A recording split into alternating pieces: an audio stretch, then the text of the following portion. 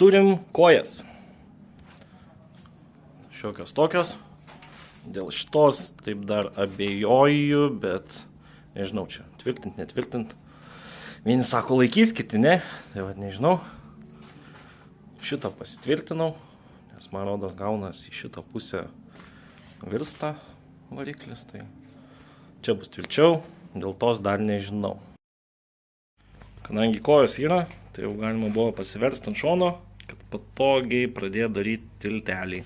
Tai įsivirinau čia tokius kampus, su sriegiais, veržlėm kitoj pusėje ir kažką reiks galvoti prieš tų plokštelių virinti, kad nusimtų. Ir nežinau, arba standžiai, arba ant pagalių kažkokių statyti. Dar nesugalvojau. One eternity later. Galvojau ir prigalvojau. Padariau tokį laikiklį. Kadangi dėžės šitos ausis gaunas, kad jos eina kampu. Dėl to čia sukti kažkokią pagalbę tiesiai į dėžę gaunas netinkamai, nes tiltelis tada nei per viršų, nei per apačią nesigauna, nes gaunas tada, kad išsikiša labai žemyn. Tai pasidariau tokią plokštelę.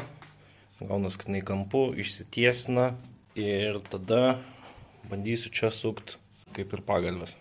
Su pagalbėm toks reikalas. Manau, bus standžiai. Dviejų pasidariau iš besiūlio čia tokias, kur įpresuot. Tai šitos virinsis prie tiltelio. Tada įsipresuos šitos ir prisisuks čia. Ir tada gaunas jau tada tiltelis eis per čia. Ir bus puikiai. Nu va, atrodys maždaug taip. Į varžtus nekreipkite dėmesio. Neradau trumpesnių kol kas. Tai va, susipresavau, pasižiūrėt, kad atsistotų į vietą. Dabar bus galima gaminti čia tiltelį. Įsikabinsiu, tada išsiprasuosiu, kad nesudegtų. Ir apsivirinsiu iki galo. Tai va, taip ir žaidžiam. Nu va, gavosi toks šedevras.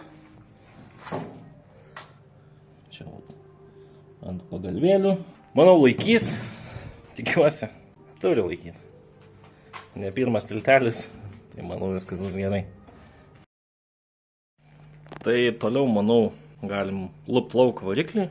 Tada apsidirbti dar tas vietas. Čia pasižymėjau truputį, gal pastumti vidų, pakalt, kad daugiau vietos būtų iki galvos. Bet nėra būtinybės, bet jeigu eis, tai kažkiek padubasinsim. Nu ir toliau žaisti su kebuliniais darbais. Reikia šitą kampą sutvarkyti, nusipjautą slenkščio galą užsivirinti. Čia prasišveist viską. Užsivirinti skylutes ir taip toliau. Čia dar galbūt norėčiau pasidaryti daugiau vietos, nes varžtų iš apačios tai sunkiai atsuksiu, jeigu reiktų. Manau, galima kažką tokio padaryti, biškį, išpjauti, uždaryti ir bus liuks. Šiaip vis dar kariauju su firewallu. Nu kaip kariauju? Kaip ir yra nubraižytas, viskas padaryta. Dabar liko susirasti, kas išpjautų ir galėtų sulankstyti pagal tą brėžinį visą. Tai kol kas tokios žinios. Reikia firewallą dar įsivirinti, kai jau bus padarytas. Įsidėti baką ir žiūrėti, kur daryti kuro užpilimą. Manau, galbūt čia per dugną reiks kažkokį vamzdį virintis ir darytis kažkur kampe galimai užpilimą. Nu, tai sveiki dar kartą. Susidūriau su tokia problema. Matau baką ir per šitą netelpa bakas. Arba įsideda bakas, netelpa difas. Tai priejau prie išvados, kad kaip gerbiamas Gediminas Levickas patarė, darysim dif ant kieto. Tai pasidariau čia tokias plokšteles jau. Bus kažkaip taip. Įsivirinau papildomai, kad prisisuktų. Manau, turėtų laikyti. Kažkaip taip. Tai va, reikės dar gale perdaryti.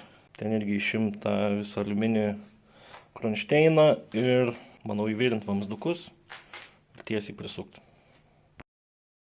Nu va, priejau prie galo. Sdėjau vamsdukus, patvirtinau truputį. Dar gal norėčiau pasitvirtinti tenai, stačiai, kad neturėtų labai daug vaikščiojimų. Nu ir manau bus liuks. Yra dar vienas niuansas, tai prasimečiau su karteriu. Pasirodo, yra gruzinas, kuris taip pat į BRZ įsidėjęs tokį variklį ir naudoja priekinį karterį, kuris tinka ir nereikia jo virinti.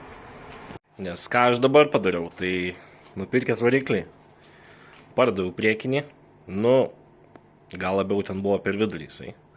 Tai kaip ir irgi netiko, kadangi kolonėlė kėlėsi į priekį, tai galvojau bus galinis puikiai, bet kaip matom, kad priekį vis tiek daugiau vietos liko. Tai lauksim algos, pirksim kitą karterį.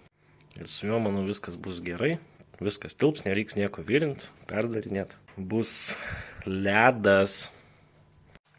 Na ir manau, kol kas tiek, pasimatom kažkada, kai pratęsim toliau darbus. Spaudžiam laiką, važiuojam.